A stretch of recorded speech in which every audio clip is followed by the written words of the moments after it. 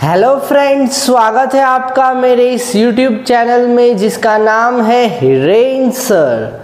आज हम डिस्कस करने वाले हैं जर्नल प्रॉपर के अंदर एडजस्टमेंट एंट्रीज। एडजस्टमेंट एंट्रीज यानी वो एंट्रीज जो एक्सपेंस या इनकम के लिए पास की जाती है और उस एंट्रीज को पास करने के बाद हम एडजस्टमेंट्स करते हैं in the books of accounts. चलो इसको और थोड़ा डिटेल में समझते हैं। अमाउंट ऑफ एक्सपेंस और income may have to be adjusted. हर एक एक्सपेंस और इनकम को एडजस्ट नहीं करना है, कुछ एक्सपेंस या इनकम को ही एडजस्ट करना है। इसमें अमाउंट पेड या रिसीव्ड इन एडवांस हो सकता है। सर समझ में नहीं आया, चलो समझाता हूँ। मान लो कि कोई एक्सपेंस ड्यू हो चुका है पर अभी तक हमने उसका पेमेंट नहीं किया, तो उसे कहते हैं आउटस्टैंडिंग एक्सपेंस। कई बार ऐसा भी हो सकता है कि हमने वो एक्सपेंस एडवांस में पे कर दिया है, तो उसे कहते हैं प्रीपेड एक्सपेंस। जैसे एक्सपेंस वैसे ही उसकी मिरर इफेक्ट इनकम में भी हो सकता है। Accrued income, income received in advance. Accrued income का मतलब है इनकम तो ड्यू हो चुकी है पर अभी तक हमें मिली ही नहीं। इनकम रिसीव्ड इन एडवांस, हमने अभी तक सर्विस नहीं दी है, उससे पहले ही हमारे पास पेमेंट आ गया। तो इनसे रिलेटेड अभी हम ट्रांजैक्शंस करेंगे और उससे रिलेटेड जर्नल एंट्रीज पास करेंगे और उसी जर्नल एंट्रीज को कहते हैं एडजस्टमेंट एंट्रीज। ध्यान से सुनना, डेबिट क्रेडिट की हर एक इफेक्ट लॉजिकली समझाने वाला हूँ। सबसे पहला, सैलरी ऑफ 10,000 इज आउटस्टैंडिंग।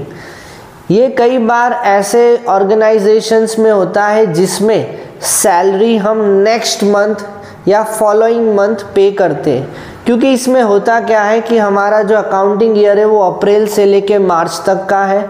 तो अप्रैल टू फरवरी तो एकदम स्मूथली चलता है, पर मार्च में क्या होता है कि उसकी सैलरी हम 5 अप्रैल को पे करेंगे, उससे पहले हमें अकाउंट्स क्लोज करने पड़ेंगे। यानी कि 1 मंथ की जो सैलरी है वो आउटस्टैंडिंग दिखाएगा बुक्स ऑफ अकाउंट्स में। तो हम जब ये सैलरी अकाउंट डेबिट लिखेंगे, इसका मतलब हम ये मानते तो हैं कि मार्च मंथ का जो सैलरी है वो हमने एज एन एक्सपेंस बुक कर लिया है, पर उसका पेमेंट तो हम 5 अप्रैल को करेंगे। उससे पहले हमारा अकाउंटिंग ईयर ख़त्म हो जाता है 31 मार्च को। इसीलिए यहाँ पे लिखेंगे to outstanding salary. Sir outstanding salary credit क्यों हुआ? क्योंकि वो लायबिलिटी है। लायबिलिटी का मतलब क्या होता है? जब हमें पे करना बाकी है। तो salary to outstanding salary 10,000। Narration लिखना है अपने ओन वर्ड्स में, being salary adjusted due but not paid. Next transaction, interest accrued on investments ₹2000। इसका मतलब ये होता है कि कई जगह पे हमने इन्वेस्टमेंट्स किए हैं जिसमें हमें इंटरेस्ट तो eight the end of 6 months या 12 मंथ्स मिलेगा, पर जैसे ही 2 मंथ्स 3 मंथ्स ख़त्म होते एटलीस्ट हमारी अंडरस्टैंडिंग के लिए हम ये बता सकते हैं कि 2-3 महीने का इंटरेस्ट अक्रू हो चुका है, हालांकि वो अभी हमें मिलेगा 6 मंथ्स या 12 मंथ्स के एंड में। तो इसकी एंट्री देखते हैं। अक्रूड इंटरेस्ट यानी मिलना बाकी है, जो भी चीज़ मिलनी बाकी है वो हमेशा एसेट होती है, एसेट यानी debit side. To interest received account, interest received जब हम लिखते हैं क्रेडिट साइड यानी ये हमारी इनकम है। Rent received in advance ₹4,000। अभी तक हमने सामने वाले को वो शायद जगह यूज़ करने के लिए नहीं दी है, या तो वो टाइम पीरियड ख़त्म ही नहीं हुआ, उससे पहले ही उसने हमें रेंट दे दिया है। तो इस केस में हम एंट्री करेंगे रेंट रिसीव्ड।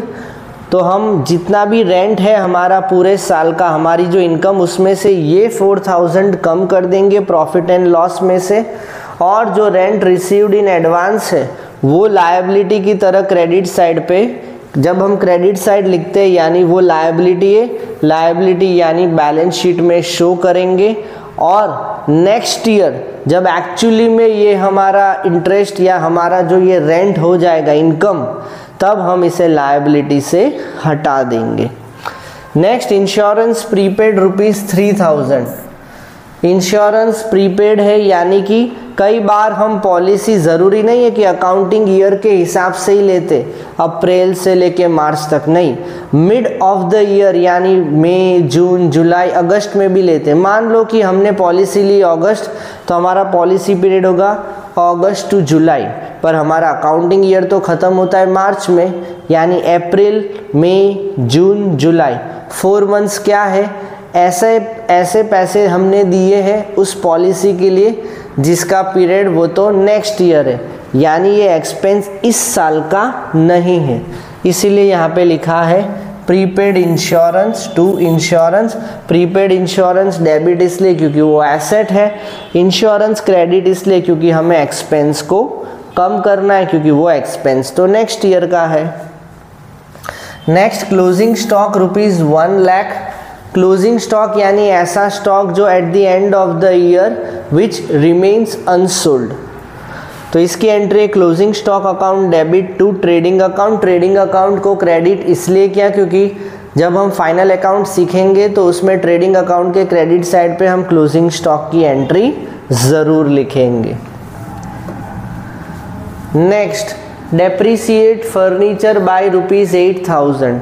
हम डेप्रिसिएशन प्रोवाइड करना है हमें, तो डेप्रिसिएशन टू फर्नीचर होगा। डेप्रिसिएशन को डेबिट क्यों किया सर? क्योंकि वो नॉन कैश एक्सपेंस है, सारे एक्सपेंसेस डेबिट होते। सर फर्नीचर को क्रेडिट क्यों किया?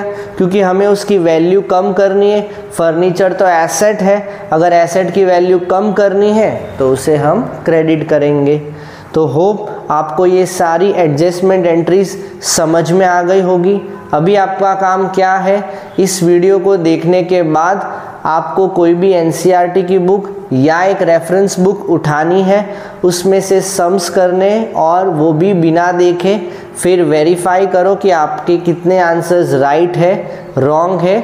मुझे नीचे कमेंट बॉक्स में बताना कि सर आपके वीडियो के बाद मेरे इतने आंसर्स राइट है, जो रॉन्ग है उसका भी सॉल्यूशन मेरे पास से ले लेना, मैं रिप्लाई करूँगा या उससे रिलेटेड मैं एक वीडियो बना दूँगा। और अगर आपको ये मेरी चैनल बहुत पसंद आ रही है तो इसे लाइक, शेयर और सब्सक्राइब कर देना, जो अभी तक अगर आपने नहीं किया है तो, और शेयर करना ऐसे लोगों के साथ जो क्लास 11th और 12th कॉमर्स में पढ़ते हैं और जिनको अकाउंट्स बहुत टफ लगता है। तो अभी हम नेक्स्ट क्लास में मिलेंगे, तब तक अपना बहुत सारा ख्याल रखना, लाइफ को एंजॉय करना और याद रखना accounts is all about concepts. जितना आप समझ के करोगे आपके लिए अकाउंट सब्जेक्ट उतना ही ईजी रहेगा।